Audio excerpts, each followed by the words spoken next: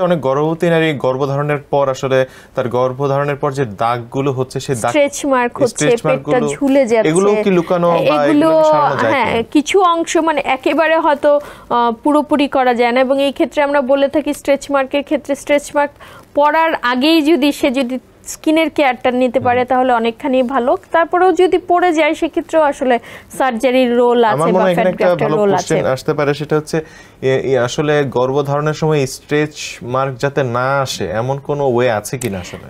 এই ক্ষেত্রে আসলে সবচেয়ে বড় বিষয় কি, আসলে যখন স্কিনটা বড় হতে থাকে তখনই কিন্তু এই স্ট্রেচ মার্কটা পড়ে।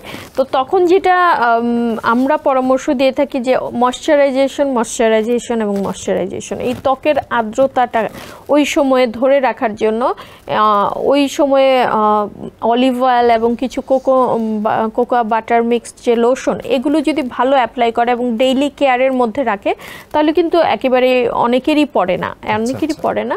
তারপরেও যদি পড়ে যায় সেক্ষেত্রেও লেজার এবং কিছু রোল আছে, মাইক্রোডার্মাব্রেশন বা এই ধরনের কাজগুলোর রোল আছে, এবং না হলে তো স্কিনের যে ওই স্কার ডিভিশন সেই প্রসিডিউরগুলোতেও আমরা অনেক সময় যাই।